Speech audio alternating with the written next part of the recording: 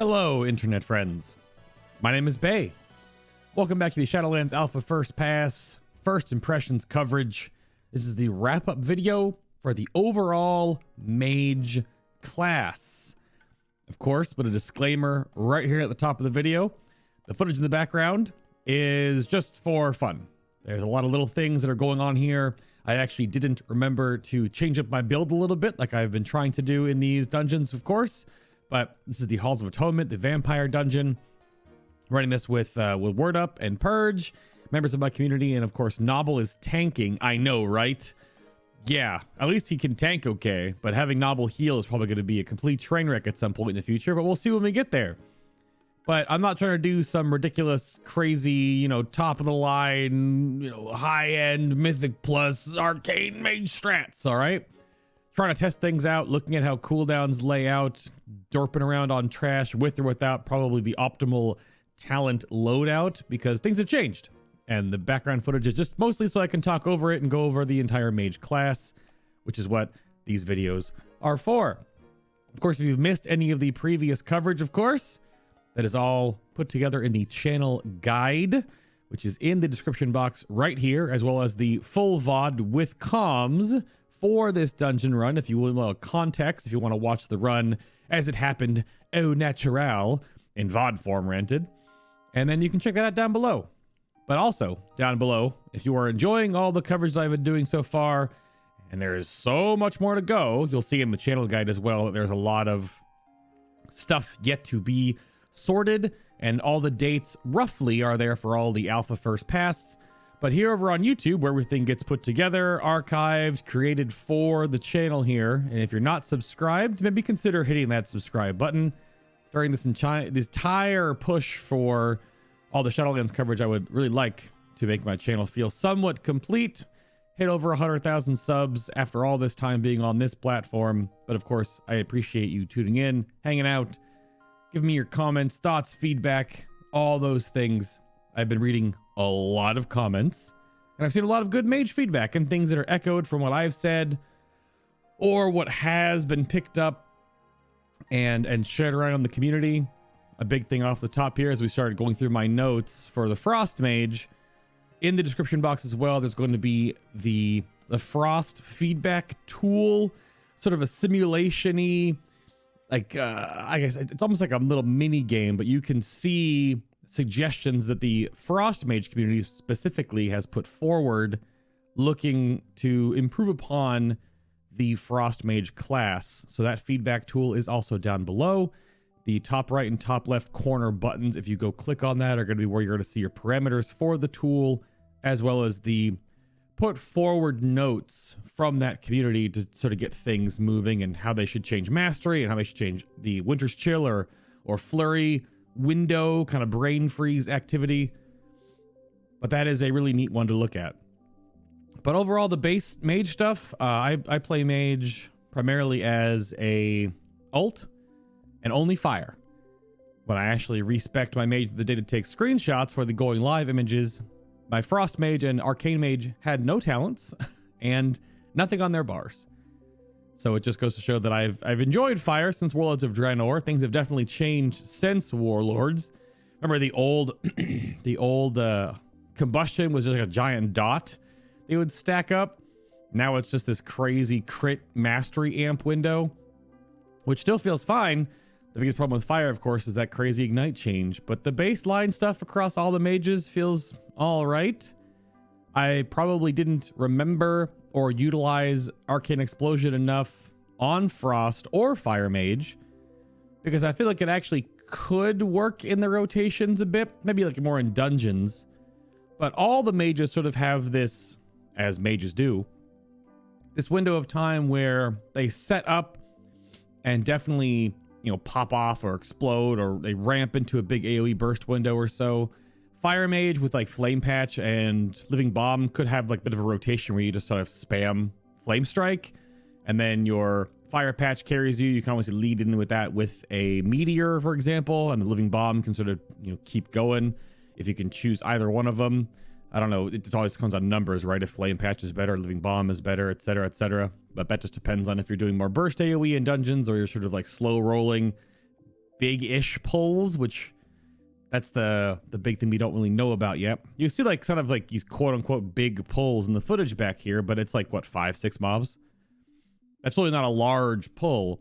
So AoE caps, say for example, the arcane mirages that are firing off or things of that nature, it's still in the Frost video. If you go back and watch the Frost dungeon or the Mage, the Fire Mage dungeon, I feel like I didn't. Obviously, we can't really know how the AoE caps are changing things, but realistically, it doesn't feel that different if everyone's still AoEing. And if you don't know this yet, if your abilities say they have a actual target cap, then many of them already have been like that for a long time. Like Chain Lightning, for example, on the Elemental Shaman, that's been target capped forever at 5, realistically. It's 3 for Resto and Enhancement. Or you've got things like the new Blade Dance going to 5 targets for the Demon Hunter. But that's each time you cast that ability, just picks 5 targets. But then if there are abilities that don't say they have a target cap and hit all nearby enemies, that kind of verbiage, there is new scaling behind those abilities. That is the damage it deals divided by the square root of the number of targets hit. Now, not all abilities that AoE are like this, but Touch the Magi, which you're going to see me trying different things and whatnot in the background footage here. Touch of the Magi does have the 50% damage stored. It is currently potentially bugged where it also only blows up for half of the half. So it's only hitting for about 25% of the damage you put into it, which I don't think that's correct. I think they doubled up on the 50-50 there. But it takes half of the damage that you single target into the main debuffed mob, which is still a 50% DPS increase on that main mob, and then explodes. And that damage that it stores and blows up with, that is divided by the square root of 5, 6, 8, 12 targets hit to reduce its overall damage and hit each individual mob with the same amount of damage. The main target takes the most, and then every other target around it takes the reduced damage. So even if there aren't target caps, there is still AoE scaling. Not everything is like this. Again, for Enhancement Shaman reference, Crash Lightning cast is, but not the follow-up splash damage on our abilities that splash the Crash Lightning. It's just the cone in front of us, so it's limited by literally whatever is in that range in front of the Shaman. So there are certain things that are changing here. And that's my first point of sort of feedback I'm looking for from anyone that's listening to the video right now. If you have any opinions on this, depending on if you play Mage or not, what is your take on the AoE target cap changing? Because everything is getting an AoE target cap in some way or form, or they're just getting diminishing returns on their AoE target caps. So it's not really going to change a whole lot. You're still going to AoE when you AoE. It's going to make certain classes maybe better at mass AoE and certain classes better at more clumped AoE. But if you're in a raid group or a 5-man party, your tank's AoEing, you and the other 2 DPS are AoEing, even your healer, depending on what class they are, is AoEing. I was doing some Restoration Druid balance affinity stuff, and I was just spamming Starfires, and that is a AoE-ish cleave effect. So even as a healer, I'm like, you know, right, adding to that. And in a raid, of course, you've got up to 30 people in total. Mythic raids, you've got 20. Not everyone's going to be AoEing, but I don't know if you're really going to notice it. I think it all comes down to the numbers tuning involved in all of that. We'll have to wait and see. Still too early to tell. The other additions to the Mage across the board, like Fire Blast for not the Fire Mage only, and Frostbolt for not the Frost Mage only. It's like, meh, okay. There are some shenanigans potentially with Fire Blast on Frost where it might be a shatterable spell that doesn't eat Winter's Chill. That would be weird. And the extra slowed utility, or I picked this up from the YouTube comments, so thank you for that. If you're saying Arcane Mage and you get silenced or kicked or counterspelled, so much of your spells get locked out. So at least you have like a fire spell to hit or maybe Frostbolts to throw, so you can at least still do something besides just stand there and go like, well, I guess I'm locked out of my entire spell book for the next 3, 4, 5 seconds or whatever. Obviously, you don't want that to happen. That's more of a PvP-ish thing. But hey, that quaking, I can get this cast off before Quaking hits me. Oh, I'm silenced, right? Or I'm interrupted. You know, you always think you can squeeze that one, but you get, so other schools of magic across the mages does help just a little bit. So there is a little bit of a light at the end of the tunnel for that one. Mirror image baseline. I only get to cover this in the Arcane video because I only tested it with Arcane. They all are a little different, which let me know if actually this is a thing that is in the current game. But the mirror images for Frost Mage do the least amount of damage, but they have a slightly faster cast and they have their own snare. It's weaker than your Frostbolt. Fire Mage has the highest baseline damage, but that does nothing else. They just cast Fireball and it does damage. To put it in reference, the Frostbolts were hitting around 60 damage each. The Fireballs were about 100 and 304 damage each on my template character.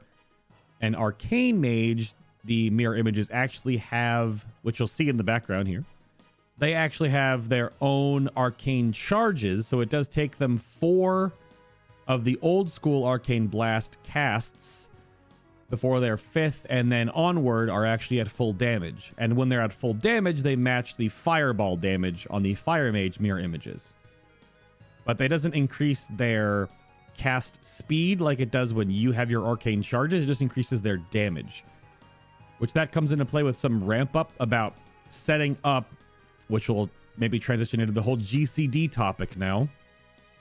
When you're setting up your rotation and opener on Arcane, you actually probably want to be casting your mirror images first because you want them to have their cast ramp up to do full damage so they can add their damage into your Touch of the Magi window.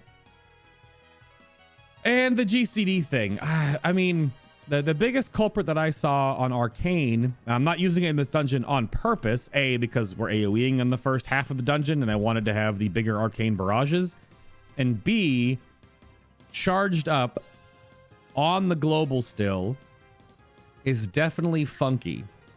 It's either charged up on the global or arcane power on the global or both, because Palm, Presence of Mind, is off, and that's getting buffed, so you get 3 instant casts after you weave it on something else, which does potentially help a little bit, as well as the Arcane Power getting 5 more seconds of duration, but still casting Arcane Power before you cast Rune, before you cast Touch of the Magi, before you weave in your POM and then hit 3 blasts, still means you're going to be losing Rune time and Arcane Power time, but you want to put that all, of course, into the 50% damage window you get with Touch of the Magi.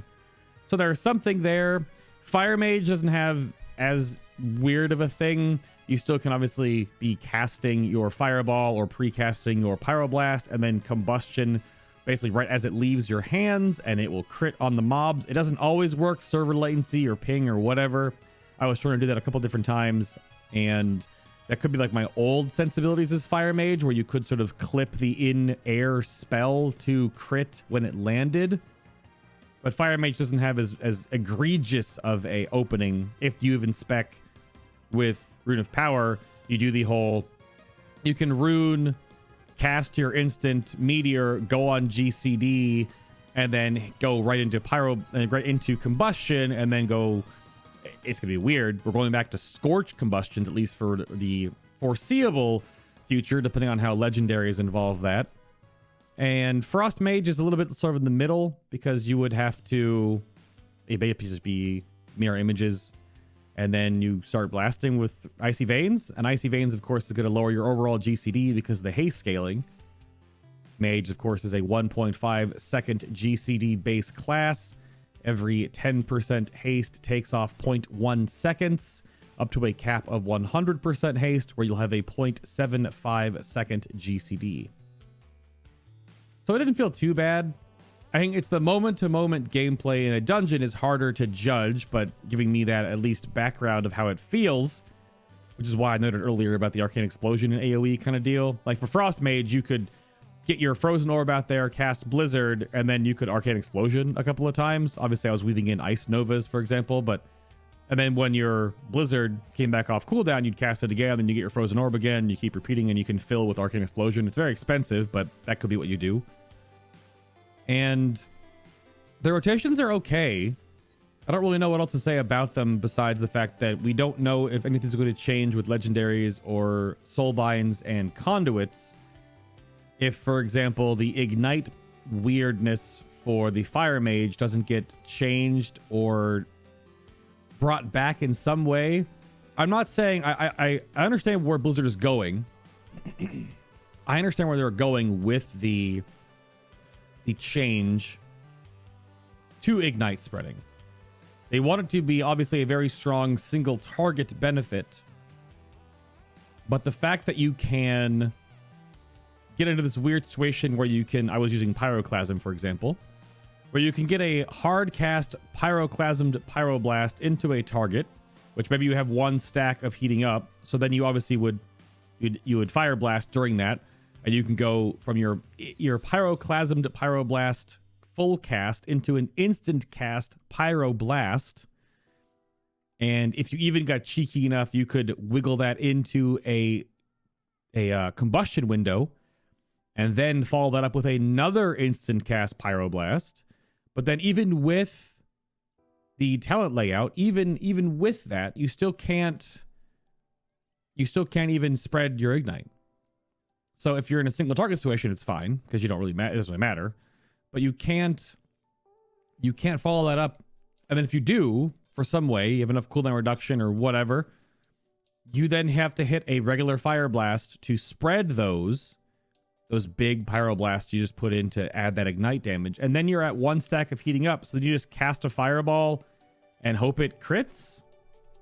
Maybe, but most of the time you're probably going to get unlucky and it's going to fall right off immediately and you're back to square one again. So that's why the overall feedback that I'm putting forward, at least that I think that makes sense, even animationally it does, is to just bring Phoenix Flames back and that be your catalyst to spread it. Leave with the 8 target cap, but if you have Phoenix Flames spreading your ignites, you can at least react to moments where you put up a large ignite. And Phoenix Flames has a 30-second cooldown per charge.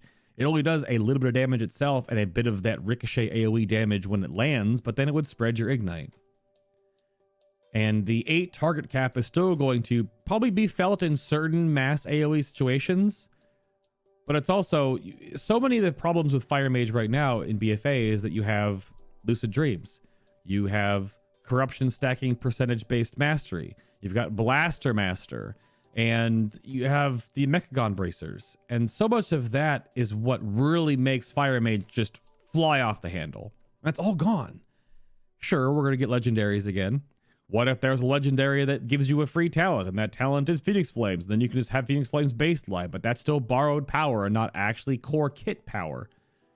Which a lot of the feedback I've also seen about mages is that so much of how you guys play expansion to expansion seems very borrowed.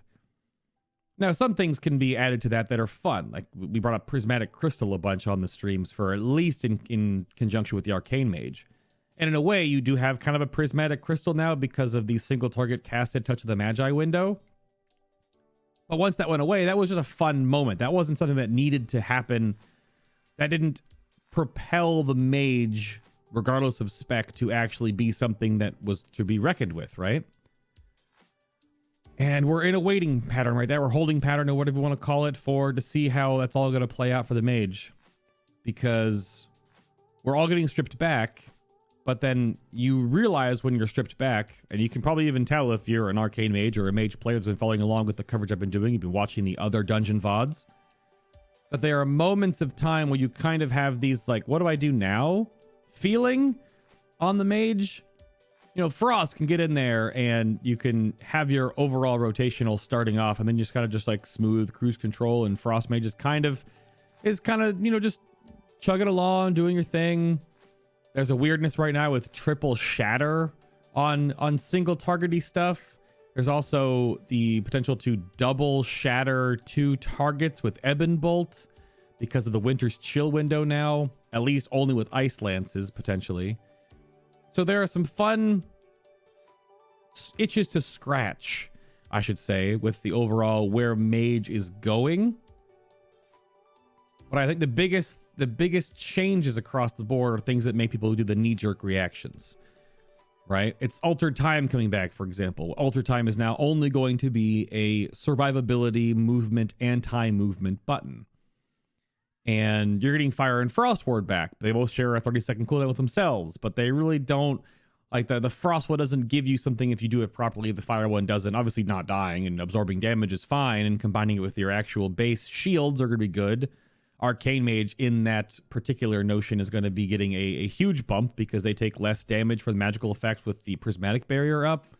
And they can, of course, stack things potentially like Mana Shield on top of a Fire or Frost Ward if that's the type of damage you're taking. And percentage-based damage reductions affect absorbs. So those would impact how much absorbs you're going to get overall. And that's before also there is plenty of at least early data mine things about the conduit system or soulbinds that allow you to actually get a little tankier. And depending on what mage spec you're playing, obviously you have your 4-minute immunity and ice block, kind of doubling that up with a 1-minute cooldown on it if you cold snap it for Frost Mage, but you still have a lot of times where you just have your barrier and that's all you have. So now that does bring back a little bit of stable survivability to the mage. And I think that's why they also, Blizzard in this case, nerfed your Shimmer talent. Because Shimmer now only has 1 charge down from 2.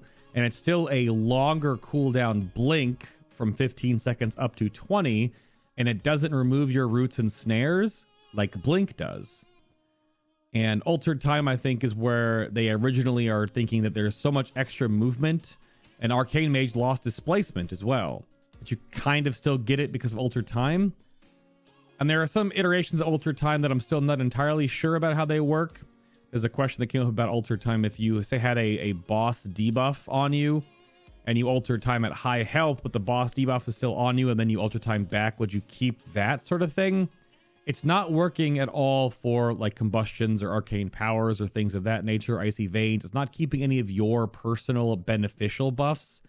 It also doesn't snapshot and return you back to higher mana for the case of Arcane Mage, playing around that 70% equipoise or now the enlightened mana window. It's only a health and movement tool, and it has some really strong potential with fall damage and the fact that it's 80 yards from where you put down your past self. There's stuff there. There are some neat things there. I'm still a little bit concerned about the new focus magic talent because only an intermittent 5% crit for you. Granted, I did test out a bunch with healers, and it looks like all healer hots, whenever they crit, they'll restack your focus magic, which is pretty crazy. So we put on like a Resto Druid or maybe a Resto Shaman or a Mistweaver Monk, and they've all their hots ticking. You're going to have uptime on that all the time. So that could be a play. The 5% crit, though, may be a thing that Frost and Fire really care about, but I'm not really sure what Arcane's going to look at with 5% crit only compared to things like Rune of Power.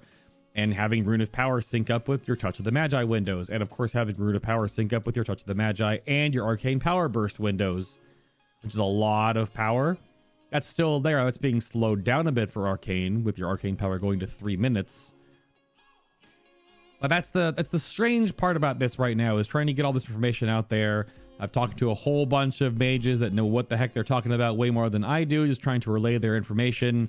I've talked to Noranir and Cooney and Dutch Mangoes and Dikimbe. There was a suggestion, I think, that came through the webways to me that I believe Preheat was talking about how Ignite should spread with Flame Strikes, which an AoE spell catalyst to spread an AoE spell baseline, sure. But are you really going to want to spend your Fire Blasts to queue up your Flame Strike on single target? That also makes the potential for Flame Patch to be even more mandatory all the time. Maybe not, but maybe, which is why I think you had Phoenix Flames for 2 years and it felt really good in Legion. And at least with Phoenix Flames, it should contribute to heating up in Hot Streak, but it still doesn't. And it's just a weird point in that tier. But there's so much information out there for the mages, and the Ultra Time community overall has been putting through a whole bunch of work and trying to figure things out here. Again, that Frost tool, if you haven't checked it out yet, is ridiculous. So I suggest checking that out in the description box down below. And also down below, Give me your thoughts on a few different things here. The good, the bad, the ugly, the hopefulness. What spells do you think or cooldowns should come off the global cooldown for Mage? Because there's plenty that is, but it's the couple of things during openers that aren't, and it feels a little bit weird. There's some honorable mentions, of course, here again. We don't know how the Arcane Mage is going to change because your Savant Mastery is also going to be affecting all of your Mage spells. We don't know if it's all Mage spells or all Arcane Mage spells. We don't know how it's going to stack with things that already work with Arcane charges but don't scale with their damage. And how that's going to play out, because say like Arcane Orb, for example, if that does more damage with Arcane charges, but then it gives you Arcane charges, you're not going to want to use Arcane Orb at 4 charges because that's going to not give you any in return. So it's just like a flat amount of damage to it, kind of like Frozen Orb does. But then that brings up, well, why isn't Arcane Orb just baseline then? Like Frozen Orb is. And where the heck is Flame Orb, right? All these things come up in chat, and I don't know. I do not know. But that's going to be my overall summary thoughts, trying to wrap up the overall Mage class. Hopefully you have enjoyed all the coverage. And if you are, of course, check out the channel guide for the schedule upcoming. We have the Week of Fel on the horizon. If you're watching this at current, we got Demon Hunter right after the weekend and then right into Warlock. So much to come on the horizon here. Thank you very much for listening. If you enjoy what you are listening to and watching, maybe consider subscribing to my YouTube channel if you aren't already. If you are, thank you very much. I see all of your badges with your 1 year, 2 year, 3 year plus showing off how long you've been subscribed. I appreciate it. We're doing this whole thing again. Thank you very much for listening, and I'll see you all in the next Shadowlands Alpha video.